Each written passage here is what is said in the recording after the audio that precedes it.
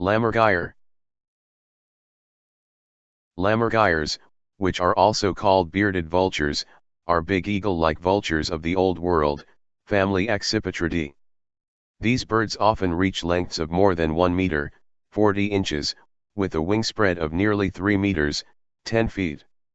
They inhabit mountainous regions from Central Asia and Eastern Africa to Spain and dine on carrion, especially bones, which they drop from heights as great as 80 meters, 260 feet, onto flat rocks below. This cracks open the victim's bones and allows the birds access to the marrow. Attacks on humans are either rare or even anecdotal.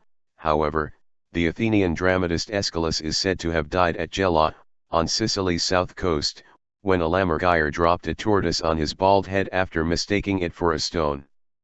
Although Aeschylus did die at Gela, experts believe that the story describing the strange cause of his death was fabricated by a later comic writer. Before we go on, please take a moment to like this video and subscribe.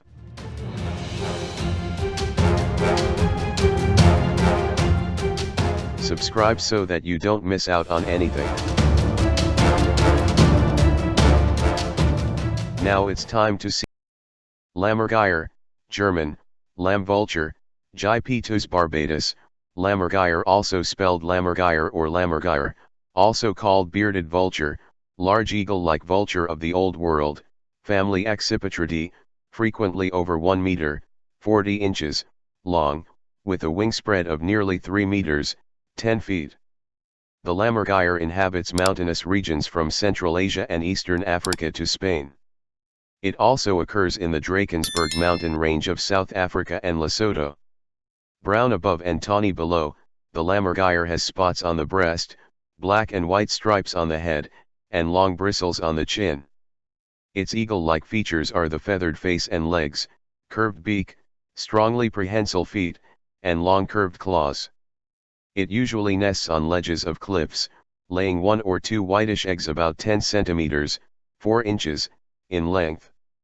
It feeds on carrion, especially bones, which it drops from heights as great as 80 meters, 260 feet, onto flat rocks below. The bird thereby obtains access to the marrow of the bones that have broken. The International Union for the Conservation of Nature and Natural Resources has listed the species as near threatened since 2014. In Europe and Africa, Lammergeiers are absent over large portions of their former range, and this is likely due to the effects of habitat degradation, hunting pressure, and accidental and deliberate poisoning. Lammergeiers that consume livestock carcasses in Asia often ingest residues of the nonsteroidal anti-inflammatory drug, NSAID, diclofenac, which is toxic to vultures and lethal in small doses.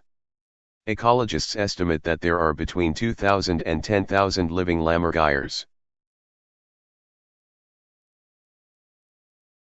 The Lammergeier, public enemy number 1. High in the Pyrenees mountains lies a boneyard filled with half-devoured skeletons.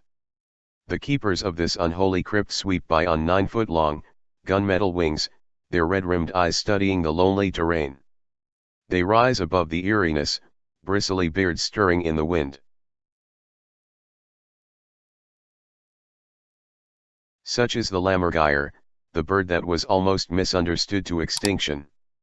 Also known as the bearded vulture, Gypaetus barbatus is only found among the tallest peaks of the Eastern Hemisphere, the Pyrenees, Mount Everest, the European Alps, the Ethiopian Highlands, the Atlas and Drakensberg Mountains, and the islands of Corsica and Crete.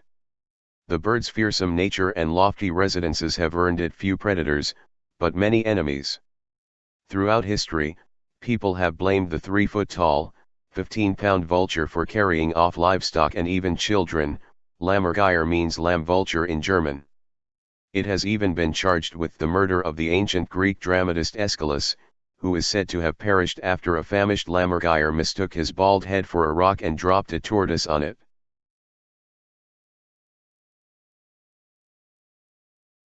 But the Lammergeier is no assassin, it's the most extraordinary scavenger in the world. Like other vultures, it feeds solely on the dead, yet it feasts on bone rather than flesh.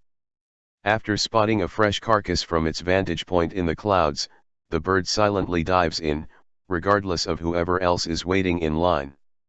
The vulture then makes off with the bones, swallowing the small ones and dropping the femurs and ulnas down hundreds of feet to break them up on rocks and liberate the marrow, the most nutritious part of any bone-based diet. Meanwhile, the harder shards are easily turned into sludge by the lammergeier's stomach acid, which is more caustic than lemon juice. Even the bird's cleansing rituals are extraordinary. Lammergeiers take luxurious baths in sulfur springs rich with iron oxide, which leave the bird's shoulders, necks, and chests looking red and bronzed. There's some quarreling among biologists over the purpose of this pampering. One camp, from Spain, says it's a display of prowess. The springs are hidden among the mountains, so only the most resourceful vultures are able to seek them out. The opposition, from Switzerland, believes that each soak is more like a trip to the apothecary, the iron oxide helping to fend off bacteria, an ever-present threat to the life of a scavenger. Although neither of these two arguments has been proven, one fact might swing the debate in the germaphobe's favor. After returning to the nest, adult vultures will often rub their newly gilded feathers on their eggs and little ones. The Swiss biologists believe this transfers the therapeutic compound to the offspring, helping them avoid disease and giving them a better chance at survival. In the nest, the impulse to survive is everything. The lammergeier's nursery consists of brush, rubble, dried up skin, and feces, piled up on an alpine ledge. Once a year, the female lays 2 eggs, in case things go awry with the firstborn, though it's usually the littler offspring that meets the bitterest end. If times are harsh and meat hard to come by, the chicks are not yet ready to digest bones, the older sibling will dispatch the younger, weaker one, either by eating its food or by pecking it to oblivion. The lammergeier's penchant for taking sibling rivalry a step too far, canism, is common among raptors, coupled with the bird's many other outlandish traits, makes it easy to vilify. And that's exactly what humans have done, with decades of slander, hunting, and poisoning that have contributed to a massive collapse in its populations. By 1986 the species was completely extinct in the Alps, and it remained so until conservationists from 14 organizations banded together and founded a captive breeding program at one of Austria's national parks. Over the next 16 years they released 184 birds throughout Europe, and have since set up the International Bearded Vulture Monitoring Project to study wild individuals. Putting a number on the current global population is difficult, given the species' attachment to higher altitudes, but it's estimated to be somewhere between 1,300 and 6,700. Though the rift between vultures and humans is still very real, the bird's reputation is slowly being rehabilitated. In the South African kingdom of Lesotho, where lammergeiers have suffered a 30% decline in 30 years, a local chief won his village over with a simple science experiment. He put his sheep out in a corral close to a cliff where vultures had been seen nesting, and left them there for multiple days. He then swapped the unharmed livestock out for bones, which were immediately collected by the birds. The community is now part of one of the most valuable lammergeier conservation programs in Africa. Let's hope the rest of the world catches on, and leaves the lammergeier to carry out its bone crushing in peace.